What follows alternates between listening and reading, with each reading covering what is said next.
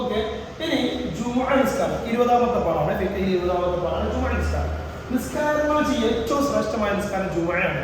പിന്നെ ഏതൊക്കെയാണെന്ന് നമ്മൾ വേറെ ക്ലാസ്സുകളിൽ പഠിച്ചിട്ടുണ്ട്. ഓക്കെ. ജുമുഅ വാജിബാകുന്ന ആളുകളെ നമുക്ക് പഠിക്കാം. ഈ പറയുന്ന ആളുകൾക്കെല്ലാം, താഴെ പറയുന്ന ആളുകൾക്കെല്ലാം ജുമുഅ വാജിബാണ്. ആരാണ്? ഒന്ന് മുക്കല്ലഫായ സ്വതന്ത്രനായ ജുമുഅയുടെ മഹല്ലിൽ താമസിക്കുന്നവനായ ഉദർ ഇല്ലാത്തവനായ പുരുഷനായ ആളായിരിക്കണം. എന്ന് വെച്ചാൽ മുക്കല്ലഫ് എന്നാണ് ബുദ്ധിയും പ്രായപൂർത്തി എത്തുക എന്നാണ് മുക്കല്ലഫ്. അങ്ങനെയുള്ള ആളായിരിക്കണം, സ്വതന്ത്രനായിരിക്കണം, അടിമയാവാൻ പാടില്ല.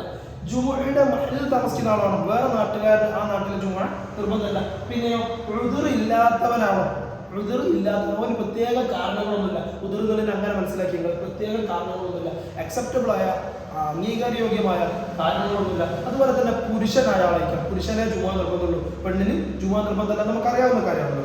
ഇത്രയും ഉള്ള ആൾക്കാണ് ജുമുഅ നിർബന്ധം. ജുമുഅ നിർബന്ധമായ ആളുകൾ വെച്ച് ഈ കാര്യങ്ങൾ മുക്കല്ലഫായ സ്വതന്ത്രനായ ജുമുഅയുടെ മഹല്ലിൽ താമസിക്കുന്ന ഉദറില്ലാത്തവരായ പുരുഷനായ ആളായിരിക്കണം.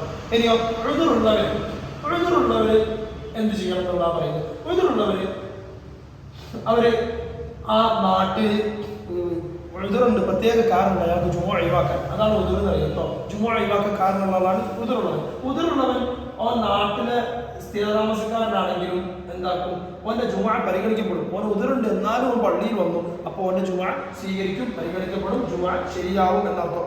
ഇനി ജുമുഅക്ക് മുമ്പ് ളുഹർ നിസ്കരിക്കുന്നതിനെ പറ്റി പറയുന്നത് ഉദറില്ലാത്തവർ എന്ന് വെച്ചാൽ ജുമുഅ ഒഴിവാക്കാൻ പ്രത്യേക കാരണമില്ലാത്തവർ, അതങ്ങനെ തന്നെ മനസ്സിലാക്കണം.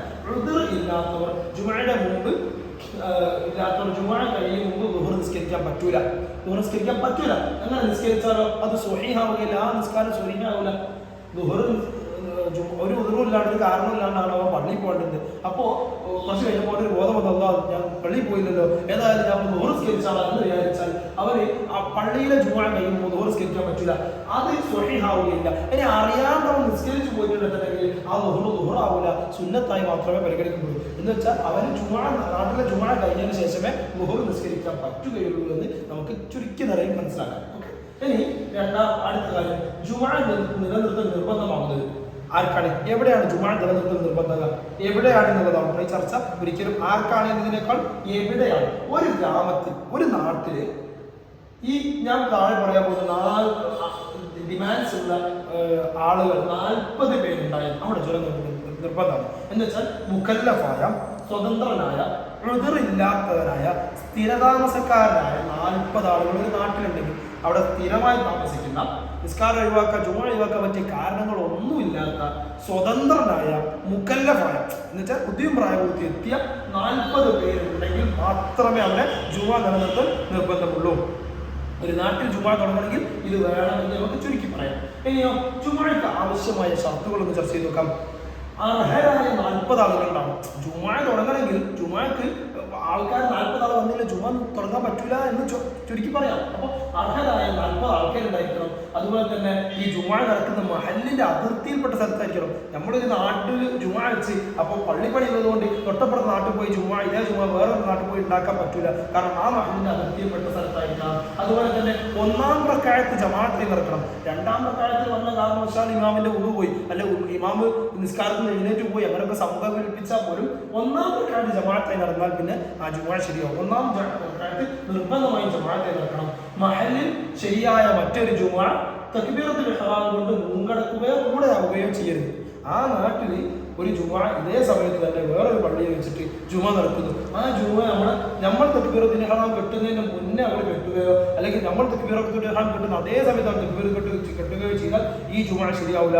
അപ്പോൾ ആ ജുമുഅ ആയിരിക്കും ശരിയാവുക. കാരണം ആ ജുമുഅയാണല്ലോ ആദ്യം തക്ബീറോട് ഓലേക്കാട് മുന്നേ നമ്മൾ പോകാത്തതുകൊണ്ട് അവരുടെ ജുമുഅ ശരിയാകും. അങ്ങനെ 2 ജുമുഅ ഒരു നാട്ടിൽ ഉണ്ടാവാൻ പാടില്ല എന്നത് മറ്റൊരു കാര്യം. അപ്പോൾ വേറെ ജുമുഅ നമ്മളെക്കാട്ടും മുന്നേ തുടങ്ങി പോയിട്ടുണ്ടെങ്കിൽ ഈ ജുമുഅ ശരിയാവുകയില്ല. ഓക്കെ. ഇനി 5-ാമത്തത് ളുഹറിന്റെ സമയത്തായിരിക്കണം ജുമുഅ എപ്പോഴായിരിക്കണം? ളുഹറിന്റെ സമയത്ത്. നമുക്കറിയാവുന്ന കാര്യമാണ്. ഇതൊക്കെ എന്താണ്? ജുമുഅയുടെ ഷർത്തുകളാണ് കൃത്യമായി പഠിക്കാൻ. അതുപോലെ തന്നെ 2 ഖുതുബക്ക് ശേഷമായിരിക്കും. 2 ഖുതുബ കഴിഞ്ഞ ശേഷമാണ് ജുമുഅ. അത് നമുക്കറിയാവുന്നതാണ്. അത് ഷർത്താണ് എന്ന് മനസ്സിലാക്കി വെക്കണം. ഓക്കെ. ഇനി ജുമുഅ നിർബന്ധമില്ലാത്ത ആളുകൾ ആരൊക്കെയാണ്? 1 കുട്ടികൾ, 2 യാത്രക്കാർ, പിന്നെ മറ്റു ജുമുഅ നിർബന്ധമാണ്. ഇനി ഇവരെ നിസ്കരിച്ചാലോ? ഈ പറഞ്ഞ ആൾക്കാർക്ക് നിർബന്ധമല്ലാന്ന് അറിയാതെ ഇവർ ജുമുഅ നിസ്കരിച്ചാലോ ജുമുഅ സ്വഹീഹാവും. ഓക്കെ, ഒരു ളുഹർ നിസ്കരിക്കണം, ളുഹർ നിസ്കാരം ഒഴിവാക്കുകയും ചെയ്യും. ഒരു ഞാൻ യാത്രക്കാരനാണ്, അല്ലെങ്കിൽ ഞാൻ കുട്ടിയാണ്, അപ്പോൾ എനിക്ക് ജുമാ നിർബന്ധമില്ലല്ലോ, അപ്പോൾ ഞാൻ ജുമാ നിസ്കരിക്കണ്ടല്ലോ എന്ന് വെച്ചാൽ ളുഹർ നിസ്കരിക്കണം, വേണ്ട, ജുമാ നിസ്കരിച്ചാൽ മതി.